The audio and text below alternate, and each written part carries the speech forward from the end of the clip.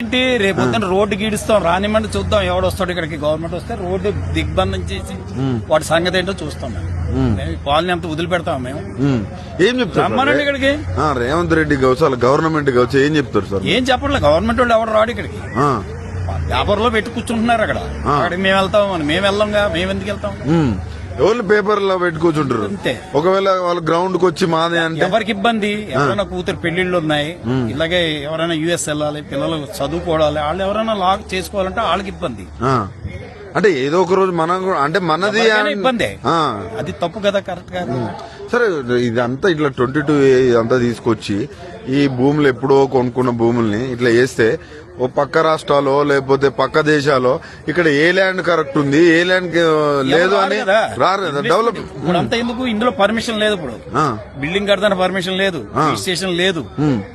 అట్లాంటప్పుడు సిటీ ఎట్లా డెవలప్ అవుతుంది ఏమో ఆగిపోయింది ఎక్కడికక్కడ ఆగిపోయింది డెవలప్మెంటే లేదు గవర్నమెంట్ ఇన్కమ్ లేదు ఇప్పుడు గవర్నమెంట్ ఇన్కమ్ ఎక్కడ వస్తుంది వాళ్ళు ల్యాండ్ అమ్ముకుని ఇన్కమ్ తీసుకుంటాడు అందుకనే ఇప్పుడు అసలు ఈ 22 వెనక అసలు గవర్నమెంట్ ఉద్దేశం ఏముంది అనుకుంటున్నారు ఇదే సర్వే నంబర్ మీద ఒక 100 ఎకరాలు ఉంది దాని మీద కళ్ళు పడి ఇది అంతా పెట్టారు మొత్తం ఈ వెనకాల ఉన్న ఓపెన్ ల్యాండ్ అంతా ఒక 100 ఎకరాలు ఉంది దీని హిస్టరీ అది